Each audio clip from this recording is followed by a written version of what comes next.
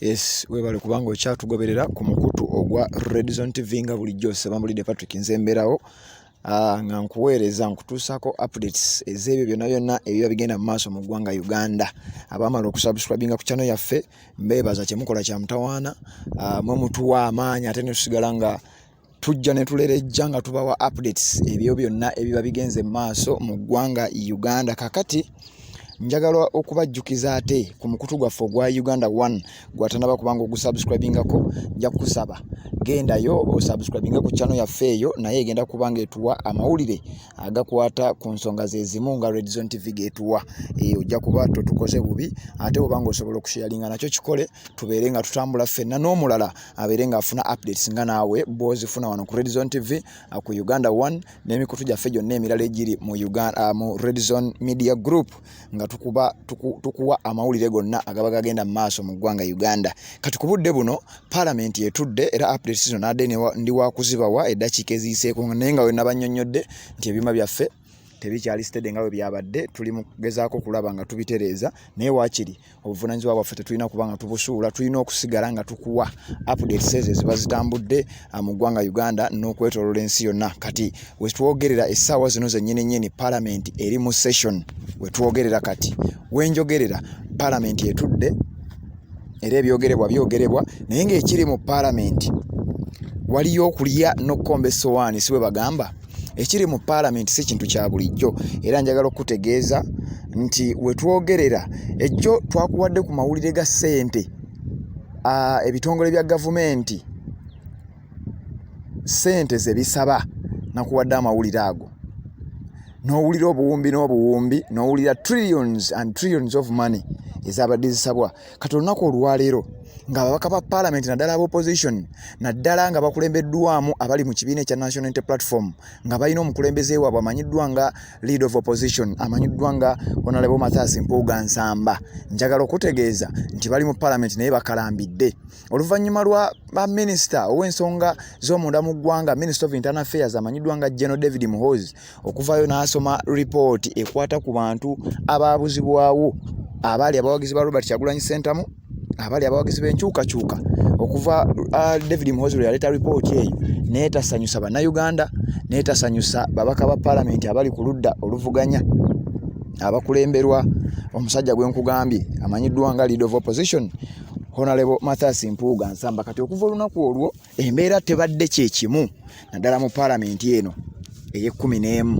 omukazi akubiriza Parliament eno yavuddeyo akazito ne kamusukkako n'ayogera oba n'ayisa ekiragiro nti njagala executive nga bw'okiraba wenkikuteereddewo nti release prisoners who have been imprisoned for more than the necessary time without trial era n'akagattako except political prisoners. Kati gwe wabanga omusibewo bamusiba lwa nsonga za byabufuzi oyo ye speaker teyamubaze mu bantu bayagala bate oba bayagala bawozese nti babadde mu kkomera nga tebannasalirwa musango omuntu wo speaker tamumanyi nako era tamwogeddeeko. Oba ontegedde bulungi nnyo nandibadde nkuwa akatambi wano naye nga wenkugambye nti software gwe tukozesa siyo wa bulijjo. Speaker Anet Anita Amongo yavuddeyo n'ategeeza nti alagira gavumenti eyimbule oba ewozese oba ereete abantu bonna abaasibwa ku misango gyonna gye baasibibwako bawozesebwe abateebwa bateebwe naye soogedde kwabo abaakwatibwa olw'ebyobufuzi. Kitegeeza ki nti ba John Bosco Kibalama ba John Damulira bakanatta bamusisimboowa bwe baba nga ddala gye bali balamu si bakuvaayo kati ate era nga waliwo ne possibility ey'okubeera nga si balamu ng'abantu bano battibwa olw'ensonga obujulizi bwonna obwavuddeyo naddala obwo obwaleeteddwa lead of opposition amanyiddwa nga Mathias Mpuuga naffe abamu bwe tubadde tumanyi kubanga era obumu nafaayo nange nenzija wano ku Red Zone TV nemba nga mbibawa mubadde mubimanyi gwe abadde atugoberera nkakasa nga obitegeera bulungi nnyo byenjogerako. Poliisi yakkiriza ng'ennaku z'omwezi 2 omwezi ogw'E11 omwaka gwa 2020 bakkiriza nga bayita mu mwogezi wa poliisi owa Kampala Metropolitan Police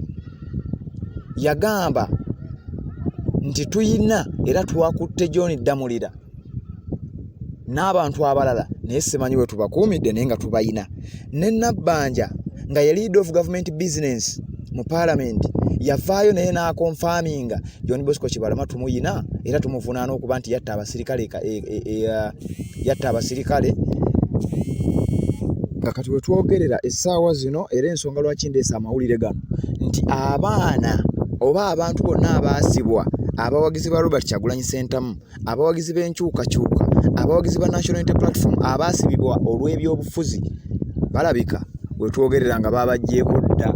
ebirowoozo kubanga we twogerera mu parliament bali mu kuyisa buwumbi na buwumbi ensonga y'abasibe, ensonga y'abantu abawambibwa tennaba kuba ngeddamu okubeera ng'ekolebwako. Kati gwali ku Red Zone TV nina okuba nga nkutegeeza ebintu bino nga we bitambula mu parliament. Ekiriyo kyekyo wabula leader of opposition Mathias Mpuuga Nsamba yavuddeyo n'ategeeza nti bagenda kutuula kokasi yaabwe ng'aba opposition bagenda kubanga batuula balabe engeri gye basalamu amagezi abantu bano okulaba nga baddamu okudda mu parliament nga bayina ensonga ze bagenda okuteeka ku mmeeza okuba nga bannyonnyola sipiika abeere nga azikwasaganya ezikwata ku bantu bano kubanga ye yategeezezza nti balina akakiiko era bagenda kutuula mu kakiiko olunaku olwaleero wabula nga bwenzijidde wano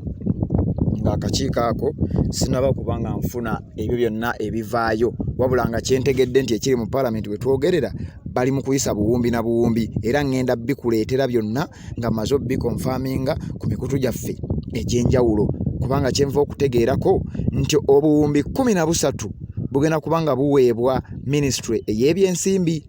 babeere nga babuteeka mu SACCOs ez'abayimbi.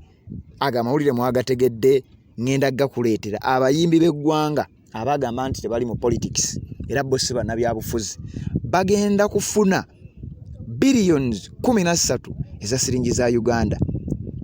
Ontegedde bulungi nnyo. Era bayinza okwongerebwa billions 31 okuddukanya emirimu gyabwe. Obuwumbi 13 n'obuwumbi 31 zigenda mu nsawo ey'abayimbi. Abayimbi abo abakugamba omuli abakugamba nti bo tebali mu byabufuzi era bo si bannabyabufuzi. Ekyo kye kiri mu kuteesebwako essaawa zino era njagala okutegeeza nti ffe byonna tugenda kubanga tubikuwa wabula ebiri mu kakiiko akakiiko ka opposition caucus bali mu kuteesa ku nsonga y'okwongera pressure y'okwongera akazito ku gavumenti oba ku parliament oba ku speaker Anita Amongo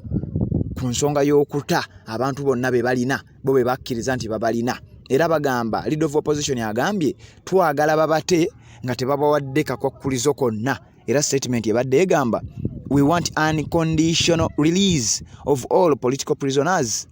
and a proper investigations into all human rights violations. Ebyo bye biri mu kakiiko. Red Zone TV